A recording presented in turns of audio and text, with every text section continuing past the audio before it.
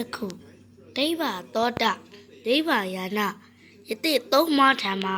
တလွန်တော်ကိုအပ်ထားပါတယ်။ဤညသာတလွန်တော်ကိုငေါင်းမွန်စွာစောင့်ရှောက်ထားကြပါရှိရသေးတို့တထေးကြီးရှာဖွေနေသူများအမှန်ဖြစ်သဖြင့်မုံနာဝရီတထေးသမီးနှင့်အကိုဖြစ်သူတို့ကိုလက်ထပ်ထိမ်းများပေးလိုက်ပါတယ်။ဒေကြီးသုံးထံမှာညတလွန်တော်ကပြည့်ဆောင်ပြီးနဂုတ်တမတောင်ပေါ်မှာမာထုတ်ဝေပြီးပကြီးမျိုးမြင့်ထွန်းရေးဆွဲတော့မကွေးမျိုးအစွန်မြတ်တလွန်ရသော်ဘုရားရှင်ဟာဒီလန်သမတောင်ပေါ်မှာအကြာညီမတို့ရဲ့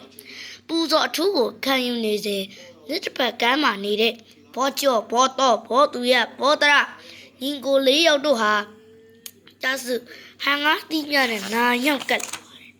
ဥဒ္ဒဘုရားရှင်ကဘလူးညီကိုတွေကိုမာနာတိပါဒမာကရဟုဒေတနုကမအစိန်နဲ့တရားဟောသွန်သင်ဆုံးမှာဘလူးညီကိုတွေလည်းဓမ္မဘိသမယတရားများရပြီးကိုယ်ဝယ်ရလျှောက်ထားရညသားတလုံးတော်ကိုပေးအပ်တော်ရှင်ဖျားတပည့်တော်တို့အားရှင်ဖျားဤကိုစားအမြဲပူဇော်ကိုယ်ဝယ်စီရာအစုံတရားပေးသနာတော်မူပါဗျာဘလူးညီကိုတွေဟာတလုံးတော်ကိုထမ်းပြီးဒီတစ်ပတ်ခံကိုပြန်လာကြပါတယ်လူတို့နေတော့ထဲကနေရင်းလာတဲ့တနေရာမှာတလုံးကိုထပ်ပနာပြီးဈေးတီးကြပါတယ်ဒီကဂျာမင်းကဆင်းလာပြီးမစော်ပြားရိတ်တော်ထားတဲ့နေရာမဟုတ်တာကြောင့်တလုံးကိုယူဆောင်သွားပါတယ်ဂျာမင်းကမြစ်စိမ်မှာသတင်းသုံးနေတဲ့ဒိဗ္ဗစက္ခုဒိဗ္ဗသောတဒိဗ္ဗယာနအတိသုံးပါးထဲမှာတလုံးတော်ကိုအပ်တာဤမြော်တော့တလုံးတော်ကိုကောင်းမွန်စွာဆုံးရှုပ်ထားကြပါရှင်ရသေးတို့ယသိသုံးပါးတို့ကလည်းကတ္တဗမြတ်စွာဘုရားရဲ့ရွှေသားအတိတလုံးတော်ရှိရာငကုတ်တမတောင်ပေါ်ကညတလုံးတော်ကိုဌာပနာပြီးဇေဒီတီဖို့စီစဉ်ကြပါတယ်။အော်ဒီမြတ်သားတလုံးတော်ကိုဌာပနာပြီးဇေဒီတီကြရင်ကောင်းမယ်။ဒီဒီနေရာကိုရွေးချင်ပါလို့ရှင်ရသေးကင်ကတ္တဗမြတ်စွာဘုရားရှင်ရဲ့ရွှေသားအတိဤရဲ့တလုံးကိုဌာပနာပြီးဇေဒီတီရတဲ့ငကုတ်တမတောင်ထိပ်မှာဆိုရင်မသိရင်ရောမေဘူးလား။ယောကန်သိမြတ်လာပါပဲတဲ့ဒီကမှာလဲဂျာမင်းစင်းလာပြီးရှင်ရသေးတို့လက်တလုံးတော်ပြည့်ဆောင်ခဲ့သူဘလူးညီနောင်လေးဦးအနက်အကိုနှစ်ဦးဖြစ်သောဘောကျော်နဲ့ဘောတော်တို့ဘလူးဘွားမှာကျွလွတ်ပြီးလူဘွားရောက်ပါမှလက်တလုံးတော်ကိုထပ်ပနာပြီးဒေဒီတီချာကိုးဝယ်သိမှာလေသူတို့ဟာလက်တလုံးတော်ကိုပြည့်ဆောင်ခဲ့သူတွေဖြစ်လို့လူဘွားရောက်အောင်စောက်သူဘောကလို့အမည်ရတယ်ပြေစံနရတထေးကြီးကလည်း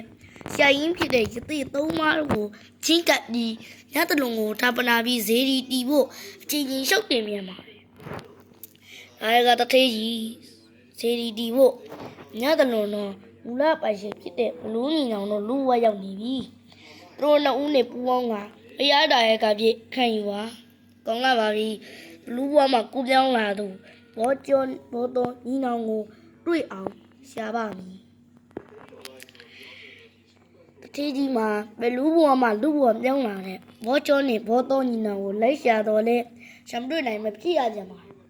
သူကသေးကြီးတွေပုံနာဝတီအမြင်ရှိရုပ်ရည်အစဉ်တည်တယ်ပြီးဉာဏ်ပညာနဲ့ပြည့်စုံသောသမီးတယောက်ရှိလေ၏တထေးသမီးလည်းဖခင်ရှာမတွေ့သေးသည်ဘောကျော်နဲ့ဘောတော်ညီနောင်အားကူညီပြီးရှာဖွေပေးလေသည်ညတလုံးတော်အားပေးဆောင်လာခဲ့သူမှန်ပါကဤစံတဲ့ပန်းကုန်းကိုတွေ့ပါစေသာတထေးမီးရဲ့သစ္စာဆိုအဋ္ဌံပြုသားသောစာနှင့်ပန်းကုန်းကိုလူသားများအဖြစ်ရောက်နေသောဘောကျော်ဘောတော်ညီနောင်တို့တွေ့ရှိသွားခဲ့ပါတယ်ဒီစာရတို့ညီနောင်ဟာစေရီတီထိုက်သူတွေပြေးရမယ်ဒီသားမှတော့တွေ့ကြပါစို့တထေးကြီးရှာဖွေနေသူများအမှန်ဖြစ်သဖြင့်ပုံနာကိုဒီတထေးသမီးနဲ့အကိုပြစ်သူတို့ကိုလက်ထက်ထိန်များပေးလိုက်ပါတယ်။တေကြီးသုံးထံမှလက်တလုံးတော်ကပေးဆောင်ပြီးသကုတ်တမတောင်ထိပ်ပေါ်မှာလက်တလုံးကဌာပနာပြုပြီးဇေဒီတီချာကိုးဝယ်ခဲ့ကြပါတယ်။မဟာတက္ကရေ 150 ပြည့်နှစ်မှာတန်တောင်35လောက်အချင်းရှိသောလက်တလုံးစေရော်ကြီးဟာကိဆက်ဆက်ပြုတ်ပြင်းဝန်းဖန်မှုနဲ့ယနေ့အထိဘူးတွေ့နိုင်ပါတယ်။အကြီးမျိုးမြင့်ထုံးရေးဆွဲသောတောင်ဖီလာဆရာတော်သည်ညောင်ရမ်းမင်း30မြောက်ဖြစ်သောတာလွန်မင်းတရားကြီးကိုဝယ်စီးခဲ့တဲ့ဆရာတော်ဖြစ်ပါတယ်။တောင်ဖီလာဆရာတော်ကတိမ်မျိုးပြက်ကွယ်နေတဲ့မြတ်စွာဘုရားရှင်ရဲ့ခြေတော်ရာတွေကိုရှာဖွေဖို့တာလွန်မင်းထံကိုမြစ်တာစာသွင်းပြီးတောင်းဆိုခဲ့ပါတယ်။ကာရောရင်မြင့်ရှင်ဆရာတော်တို့မြတ်စွာဘုရားရဲ့ခြေတော်ရာတစ်စုကိုရှာဖွေလို့တဲ့ဆန္ဒရှိနေပါတယ်။ဆရာတော်နဲ့တူနန္ဒဝဇဆရာတော်ရိယာလင်္ကာရဆရာတော်ဒီလောကလင်္ကာရဆရာတော်လည်းလိုက်ပါပါတယ်မတကားတော့ပါလုံးမင်းကလည်းဝမ်းသာအားရခွင့်ပြုတော်မူပါတယ်ဒီတို့ဆိုရင်နောက်ထပ်ပြုစုဆောင်ရှောက်နိုင်ရင်ငါ12ပါးစားနေကပြည့်စုံလေတက်လူမပူပင်ရအောင်ဝေးအလှူရလိုက်ပါဗျာခီးတော်ပြင်ဆင်ထားပါပြီဖေးရနောင်ဖီလာဆရာတော်ပါဝင်ဆရာတော်ကြီး၄ပါးကိုနှုတ်ပါတန်ခါ12ပါးစားနေကပြည့်စုံလေတက်လူသူလူလေသိမရှိအောင်သာတော်မင်းတရားကြီးကကူညီဆောင်မပေးခဲ့တောင်ဖီလာဆရာတော်နဲ့အဖွဲ့ဟာတက္ကရာ1000ပြည့်နှစ်1638ခုနှစ်15ပြည့်နှစ်မှာအေယာဝရီမြစ်တလျှောက်ဆောင်ရခီးထွက်ခဲ့မင်းမှုစိတ်ကန်းတို့ရောက်ရင်လေကိုစိုက်ကပ်ပြီးစကုမျိုးရဲ့နောက်ဘက်ထောက်မိန်ငယ်အကွာမှာရှိရဲ့မရှိရွာမှာစခန်းချနားနေကြပါတယ်အဲဒီညမှာပဲဆရာတော်တွေကပြည့်ယူချင်းမြစ်တာပူခြင်းများပြုတ်လုပ်ပြီးကျင်းဆက်တော့3ချက်ဒီ9မောင်းခန့်အချိန်မှာတောင်ဖီလာဆရာတော်ကြီးဟာထူးခြားတဲ့အိမ်မက်ကိုမြင်မှတ်အိမ်မက်ထဲမှာလူတစ်ယောက်ကလန်ကိုကိုင်ပြီးခွေးနယ်ကြီးတစ်ကောင်နဲ့အတူတောင်ဖီလာဆရာတော်ထံကိုရောက်လာဘုံတော်ကြီးတို့လာဒီမောတိုးအုပ်ကလည်းချီးမော်လာတယ်တော်ရတရစနေလည်းပို့များလာတယ်။ဘာကြောင့်ရှုပ်လာချက်လဲ။တကားငါတို့ဒီဟနာမိတ်တွင်းမှာဥပတန်ပါဒရဟန်းပြစ်ကိုရတဲ့ဘုရားသားတော်တွေဖြစ်တယ်။ဘုရားရှင်ရဲ့ခြေတော်ရာကိုရှိမိဆက်ဆက်ပူဇော်ကြော့ခဲ့ကြတယ်။ကိုဆိုရင်ခြေတော်ရာတိမ်ညုတ်ခဲ့တာနှစ်ပေါင်း129နှစ်ရှိပြီ။အဲကြောင့်ရှာဖွေဖို့ငါတို့လာခဲ့ကြပါရဲ့တကားကြီး